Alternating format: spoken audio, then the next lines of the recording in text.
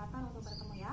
Oke, untuk memulai pembelajaran ada baiknya kita berdoa terlebih dahulu. Silakan pimpin. Mari kawan-kawan sebelum belajar kita berdoa. Berdoa mulai. Doa selesai. Oke, Ibu absen dulu ya. Ya, Bu. Ajeng Roswita, Izin sakit. ada suratnya nggak? Enggak. Oke. Yang kedua Dinar Pramesti, Apa? Raffi Muzaki, Hadir. Zahra Wimala. Hadir. Nah. Oke, sebelum kita mulai, coba kalian cek kanan kiri apabila ada sampah tolong diambil dulu.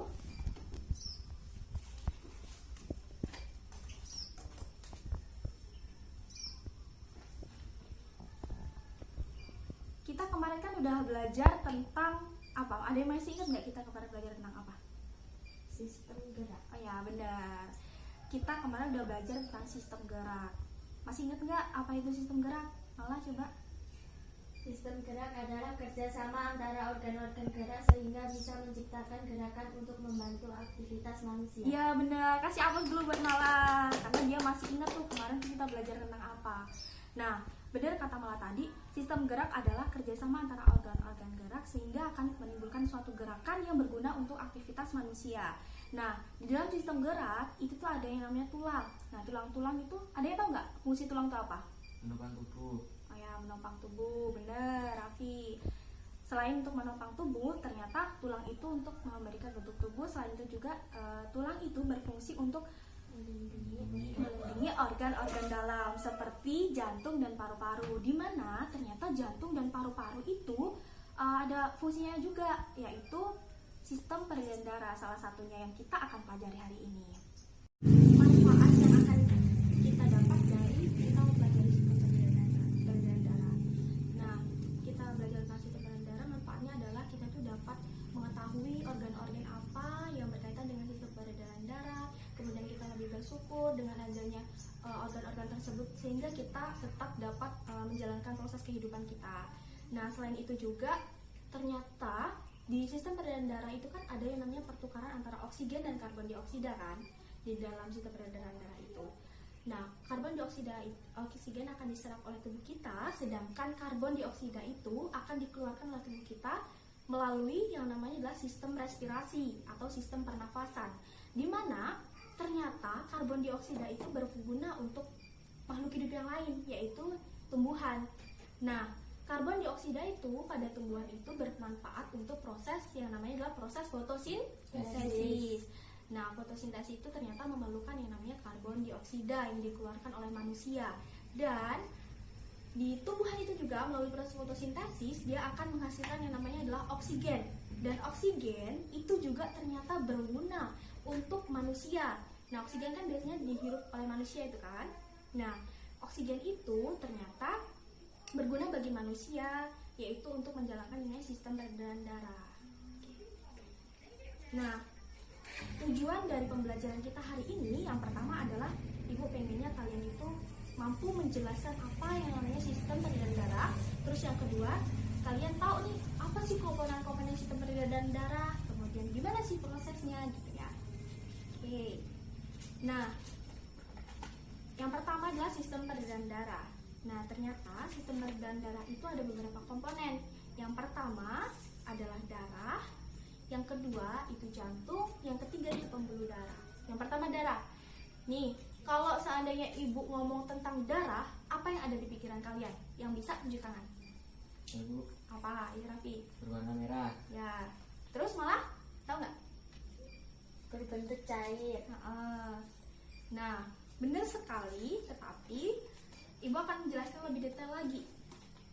Di darah itu ternyata dia itu ada 3 komponen darah. Yang pertama adalah sel darah merah, yang kedua ada sel darah putih atau kita kenal sebagai leukosit, yang ketiga adalah keping darah. Nah, sel darah merah itu ada fungsinya ternyata. Fungsinya adalah untuk menjaga suhu tubuh. Yang kedua adalah mengedarkan oksigen ke seluruh tubuh melalui sistem peredaran darah tadi. Yang ketiga itu untuk mengedarkan sari-sari makanan.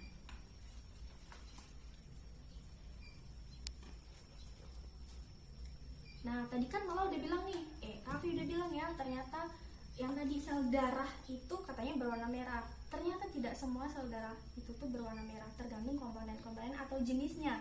Jadi yang pertama sel darah merah, yang ini berwarna merah. Kemudian plasma darah itu berwarna kuning. Kemudian sel darah putih dan keping-keping darah itu yang warnanya kebiru-biruan ini. Paham? Paham, Bu. Oke. Udah sel darah merah, Ibu akan jelaskan yang kedua yaitu sel darah putih. Nah, sel darah putih di dalam tubuh kita fungsinya adalah untuk sebagai antibiotik ataupun antigen untuk melawan bibit penyakit yang masuk. Pada saat kita sakit, tubuh kita akan mengeluarkan namanya sel darah putih untuk melawan bibit-bibit penyakit tersebut. Nah, yang ketiga itu ada yang namanya keping darah ataupun yang biasa kita sebut dengan trombosit, keping darah.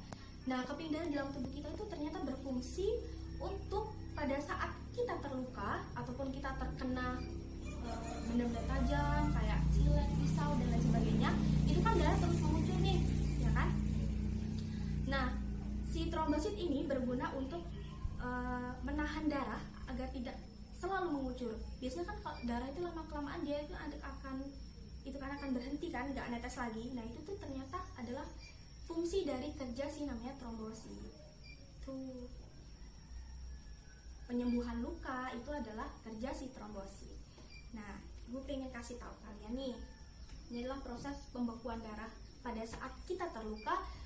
Kalian kan pasti nanya kan, kok Bu, kok pada saat kita terluka darahnya itu nggak ngucur terus ya, kok dia bisa berhenti ya, terus kok bisa sembuh ya gitu, kita kok bisa lukanya bisa nutup sendiri lama kelamaan. Ternyata di dalam tubuh kita itu ada namanya sel darah, keping darah ataupun namanya trombosit. Nah, proses penyembuhan lukanya itu nih ada proses pembekuan darah. Lewat proses pembekuan darah yang pertama pada saat kita terluka, nah dalam tubuh kita akan mengeluarkan yang namanya enzim nih, mengeluarkan enzim dan mengeluarkan namanya tromboplastin. Ya, coba perhatikan. Tromboplastin dengan bantuan ion Ca2+, dia mensekresikan yang namanya protrombin. Ya, protrombin kemudian dia akan mengeluarkan trombin dengan bantuan vitamin K. Di mana sih vitamin K itu kita dapatkan? Vitamin K kita dapatkan dari tumbuh-tumbuhan hijau seperti sayuran, kemudian pokoknya yang hijau-hijau seperti itulah. Makanya siapa di sini yang nggak suka sayuran?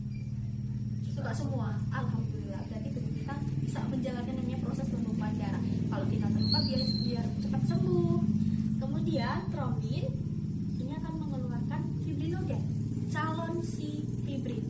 Nah, fibrinogen akan berubah menjadi fibrin.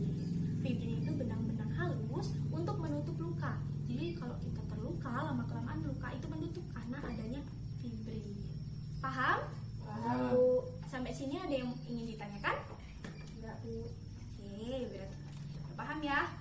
Ya. Kemudian yang kedua, Ibu akan bahas tentang golongan darah.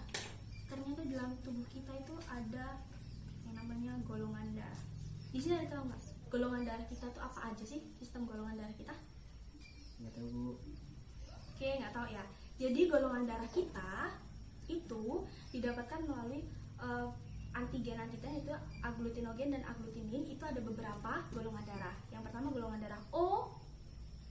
Kalian pernah dengar kan? Golongan darah itu ada golongan darah O, golongan darah A, golongan darah B, golongan darah AB. Malah sama Raffi udah cek golongan darah belum? Belum. Oke. Jadi ada baiknya kalian itu cek golongan darah, karena kalau kalian tahu golongan darah kalian itu apa, kalian nanti bisa bantu orang-orang yang memerlukan darah kalian. Misal kalau ada donor darah, kalian ikut. Itu adalah contoh sosial kita peduli terhadap lingkungan kita. Nah, nih golongan darah O. Golongan darah O itu punya agglutinogen. Nah, Ibu mau jelasin dulu agglutinogen itu apa dan agglutinin itu apa. Ibu akan bagikan ini dulu materinya.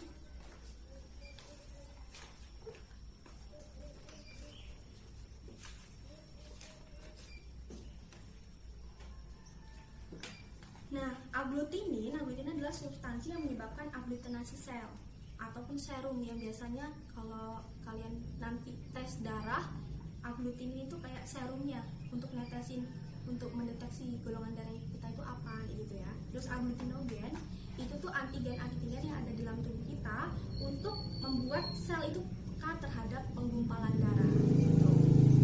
Jadi agglutinogen itu serumnya biasa digunakan untuk tes darah kita, sedangkan agglutininya itu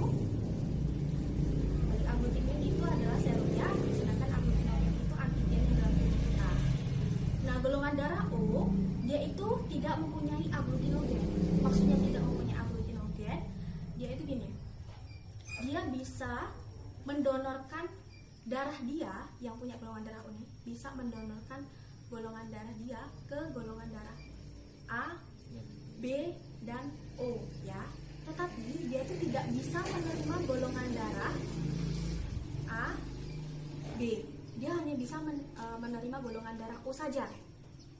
Sedangkan yang punya golongan darah A, dia bisa mendonorkan golongan darah ke A saja, tetapi dia bisa menerima golongan darah A, tetapi dia itu tidak bisa mendonorkan darah ke B. Kemudian yang golongan darah B, dia itu bisa menerima golongan darah B dan O yang tadi, tapi dia tidak bisa mendonorkan darah dia ke golongan darah A gitu.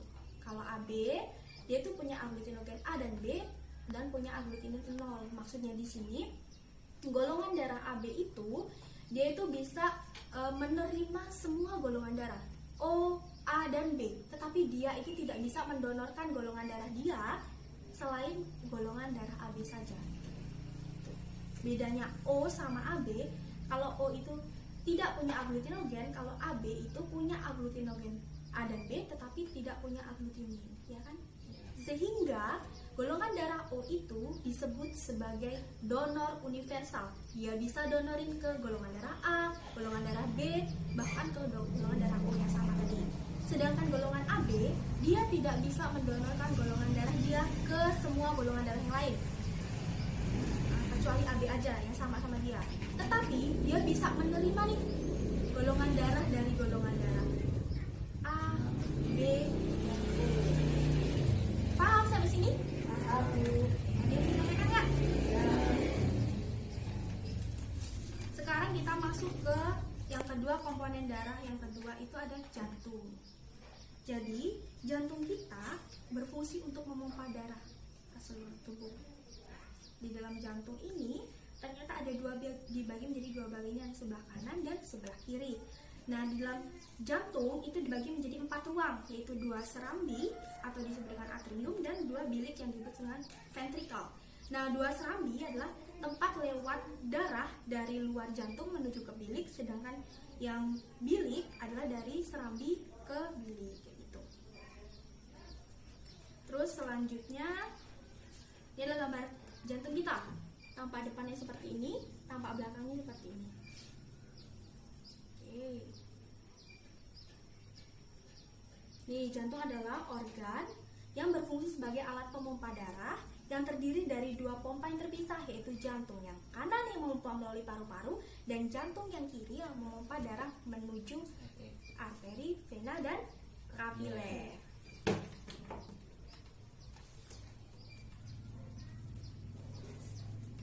Terus yang ketiga kita akan belajar tentang pembuluh darah. Jadi pembuluh darah itu berdasarkan fungsinya itu terbagi menjadi 3 bagian.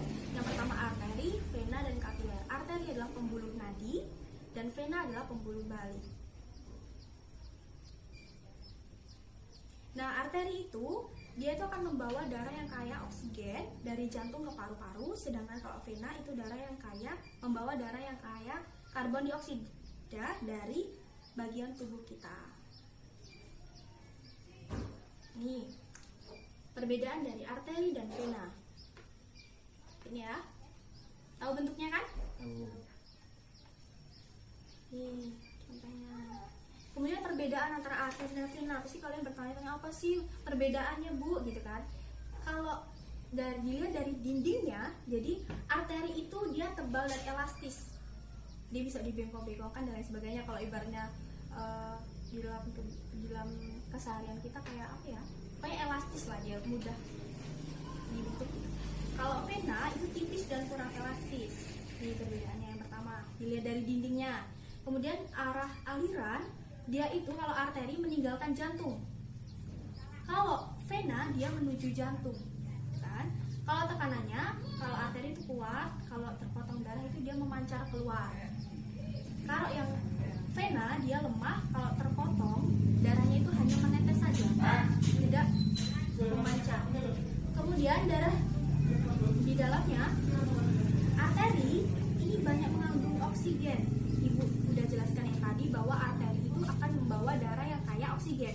Jadi dalam darahnya itu dia itu banyak mengandung oksigen, kecuali nadi paru-paru. Kemudian ada vena. Vena itu banyak mengandung CO2. Jadi vena itu fungsinya adalah membawa karbon dioksida atau CO2.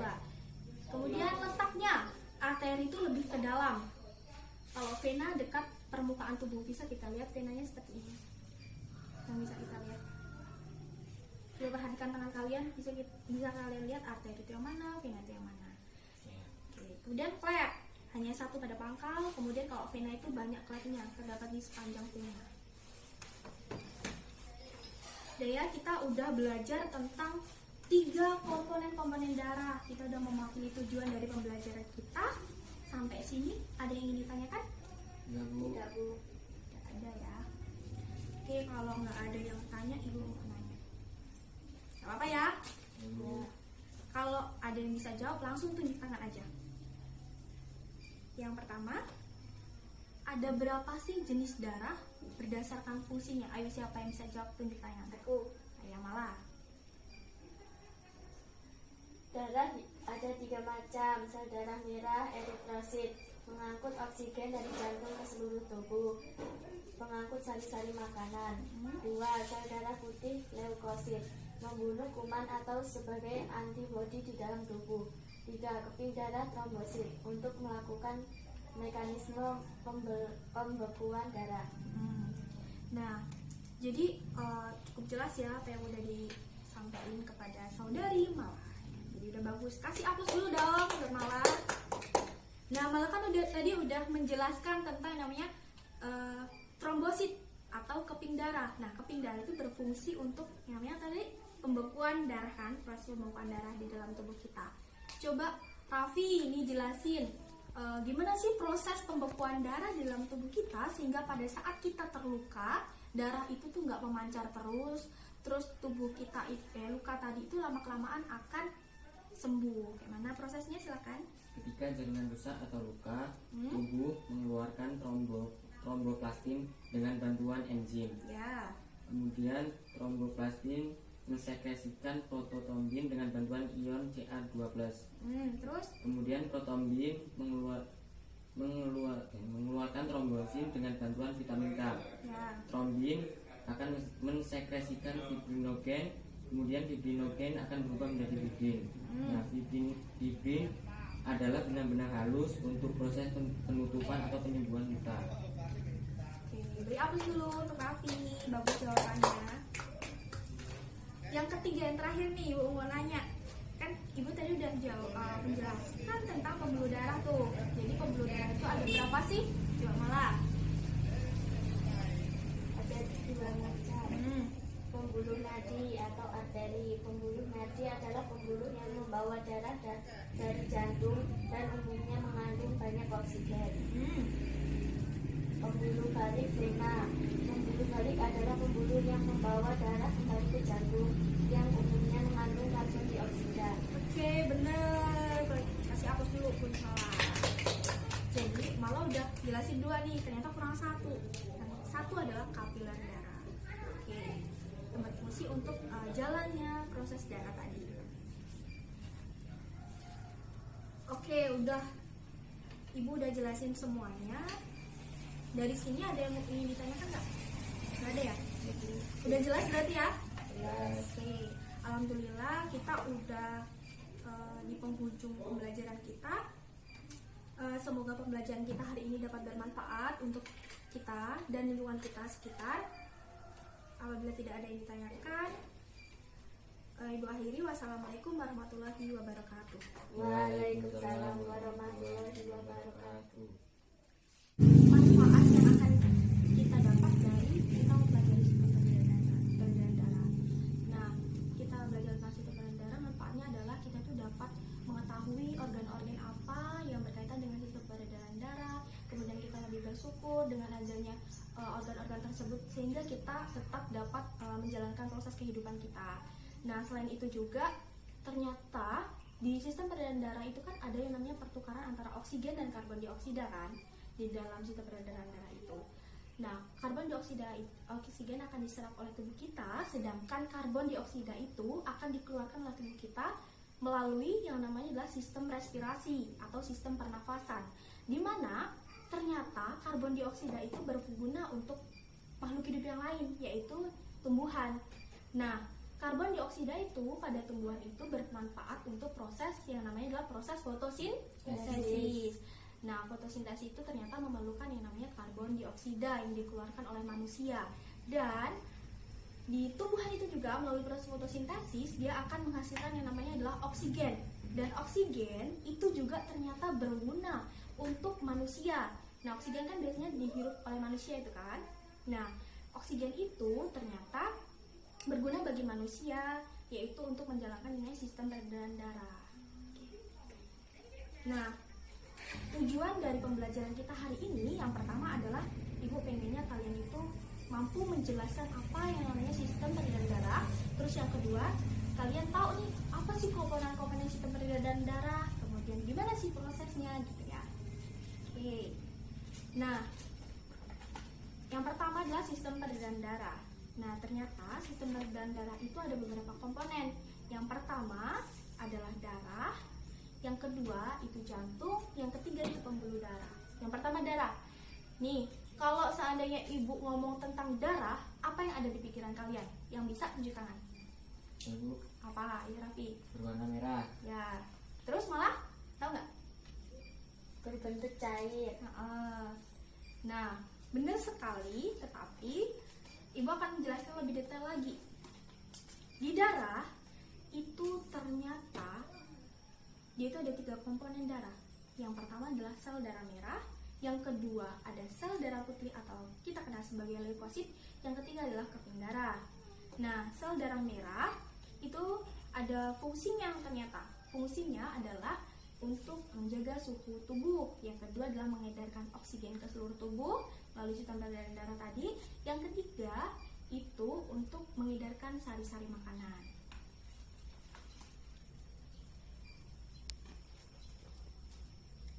Nah, tadi kan Mala udah bilang nih, Raffi udah bilang ya, ternyata yang tadi sel darah itu katanya berwarna merah. Ternyata tidak semua sel darah itu tuh berwarna merah, tergantung komponen-komponen atau jenisnya. Jadi yang pertama sel darah merah, yang ini berwarna merah. Kemudian plasma darah itu berwarna kuning. Kemudian sel darah putih dan keping-keping darah itu yang warnanya kebiru-biruan ini. Paham? Paham, Bu. Oke.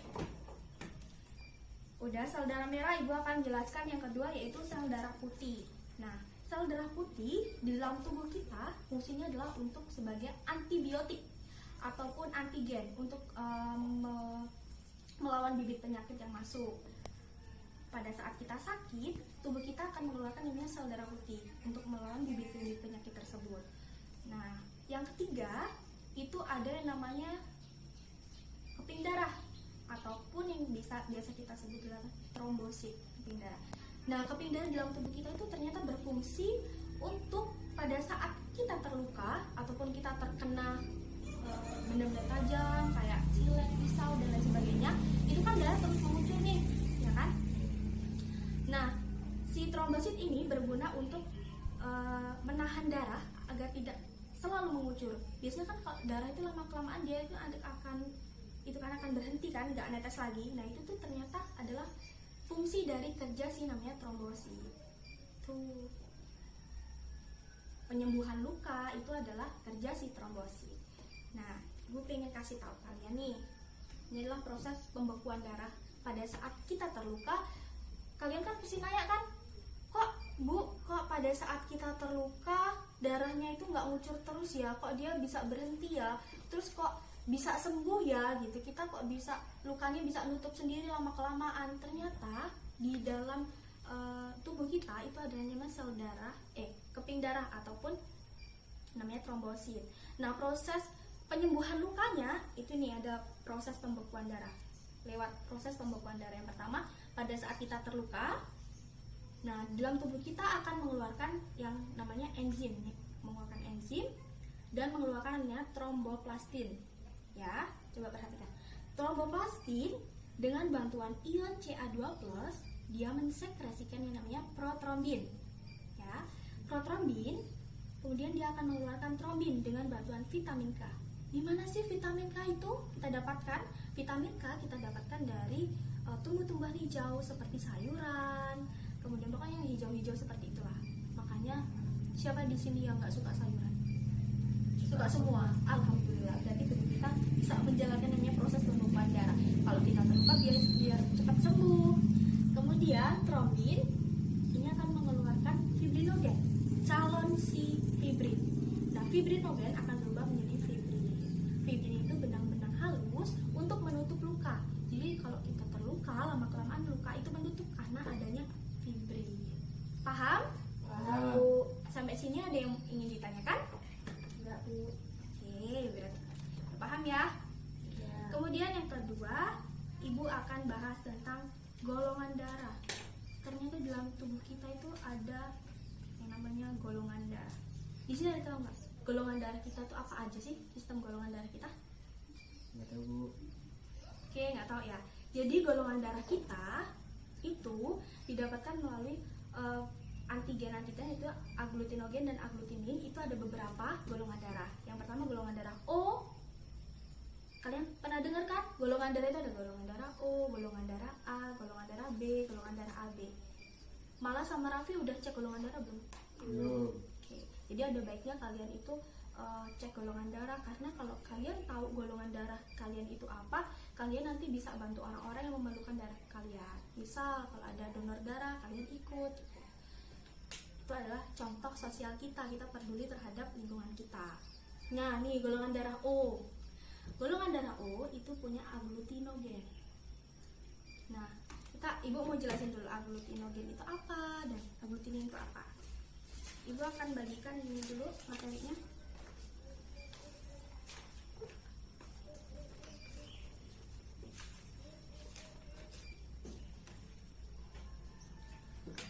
Nah, agglutinin adalah substansi yang menyebabkan agglutinasi sel ataupun serum, yang biasanya kalau kalian nanti tes darah, agglutinin itu kayak serumnya untuk mendeteksi golongan darah kita itu apa gitu ya. Terus agglutinogen itu tuh antigen-antigen yang ada di dalam tubuh kita untuk membuat sel itu peka terhadap penggumpalan darah gitu. Jadi agglutinogen itu serumnya biasa digunakan untuk tes darah kita, sedangkan agglutininnya itu adalah serumnya, sedangkan agglutinogen itu antigen yang dalam tubuh kita.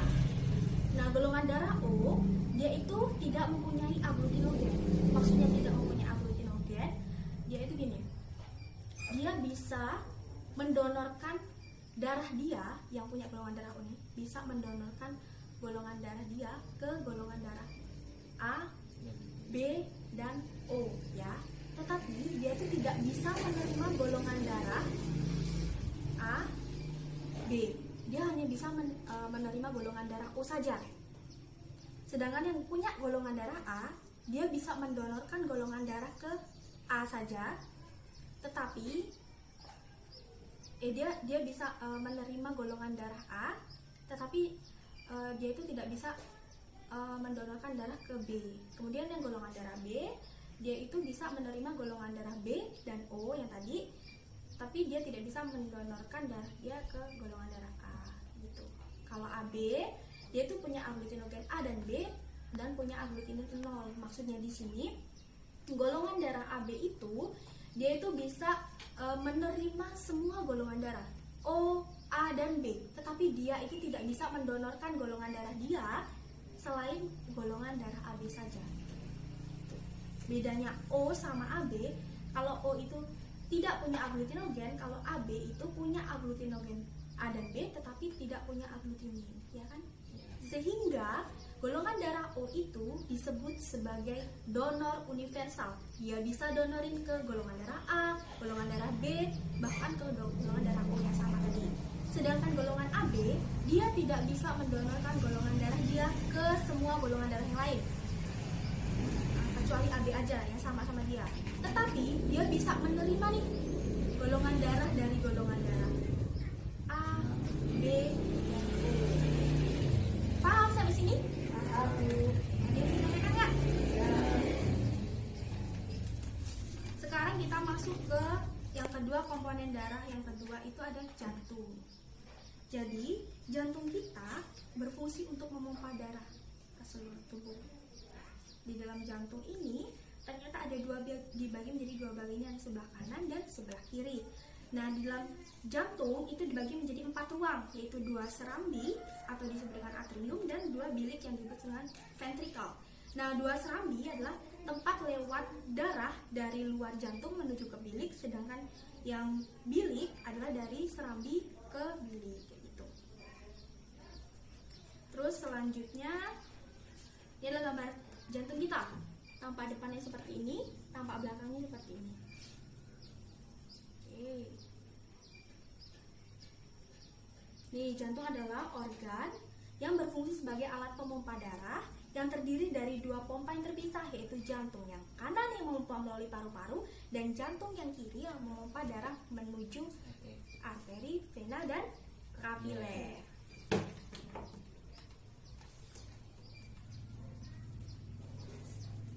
Terus yang ketiga kita akan belajar tentang pembuluh darah. Jadi pembuluh darah itu berdasarkan fungsinya itu terbagi menjadi 3 bagian. Yang pertama arteri, vena, dan kapiler. Arteri adalah pembuluh nadi dan vena adalah pembuluh balik. Nah, arteri itu dia itu akan membawa darah yang kaya oksigen dari jantung ke paru-paru, sedangkan kalau vena itu darah yang kaya membawa darah yang kaya karbon dioksida dari bagian tubuh kita. Nih, perbedaan dari arteri dan vena. Ini ya. Tahu bentuknya kan? Nih, contohnya. Kemudian perbedaan antara arteri dan vena. Pasti kalian bertanya-tanya apa sih perbedaannya, Bu? Gitu kan.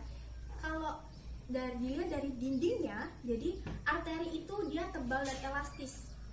Dia bisa dibengkok-bengkokkan dan lain sebagainya. Kalau ibaratnya di dalam keseharian kita kayak apa ya? Kayak elastis lah, dia mudah dibentuk. Kalau vena itu tipis dan kurang elastis. Ini perbedaannya yang pertama. Dilihat dari dindingnya. Kemudian arah aliran, dia itu kalau arteri meninggalkan jantung. Kalau vena dia menuju jantung. Kan? Kalau tekanannya, kalau arteri itu kuat, kalau terpotong darah itu dia memancar keluar. Kalau yang vena dia lemah, kalau terpotong darahnya itu hanya menetes saja, tidak memancar. Kemudian darah di dalamnya, arteri ini banyak mengandung oksigen. Ibu udah jelaskan yang tadi bahwa arteri itu akan membawa darah yang kaya oksigen. Jadi dalam darahnya itu dia itu banyak mengandung oksigen, kecuali nadi paru-paru. Kemudian ada vena. Vena itu banyak mengandung CO2. Jadi vena itu fungsinya adalah membawa karbon dioksida atau CO2. Kemudian letaknya, arteri itu lebih ke dalam. Kalau vena dekat permukaan tubuh, bisa kita lihat venanya seperti ini. Yang bisa kita lihat. Coba perhatikan tangan kalian, bisa kalian lihat arteri itu yang mana, vena itu yang mana. Oke. Kemudian klep, hanya satu pada pangkal. Kemudian kalau vena itu banyak klepnya, terdapat di sepanjang vena. Dan ya, kita udah belajar tentang 3 komponen darah. Kita udah memahami tujuan dari pembelajaran kita. Sampai sini ada yang ingin ditanyakan? Enggak, Bu. Tidak, Bu. Tidak ada ya. Oke, kalau nggak ada yang tanya, Ibu mau nanya. Gak apa-apa ya. Kalau ada yang bisa jawab, langsung tunjuk tangan aja. Yang pertama, ada berapa sih jenis darah berdasarkan fungsinya? Ayo, siapa yang bisa jawab, tunjuk tangan. Aku. Ayah malah. Darah ada 3 macam, sel darah merah, eritrosit, mengangkut oksigen dari jantung ke seluruh tubuh, pengangkut sari-sari makanan. 2.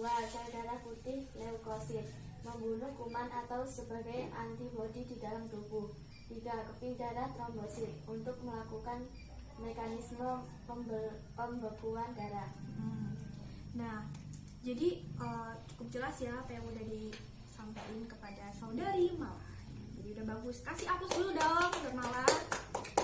Nah, Mala kan tadi udah menjelaskan tentang namanya trombosit atau keping darah. Nah, keping darah itu berfungsi untuk namanya tadi pembekuan darah kan, proses pembekuan darah di dalam tubuh kita. Coba Raffi ini jelasin gimana sih proses pembekuan darah di dalam tubuh kita sehingga pada saat kita terluka darah itu tuh nggak memancar terus tubuh kita luka tadi itu lama-kelamaan akan sembuh. Gimana prosesnya, silakan. Ketika jaringan rusak atau luka, tubuh mengeluarkan tromboplastin dengan bantuan enzim. Ya. Kemudian tromboplastin mensekresikan prototombin dengan bantuan ion Ca2+. Terus Kemudian protombin mengeluarkan trombosin dengan bantuan vitamin K.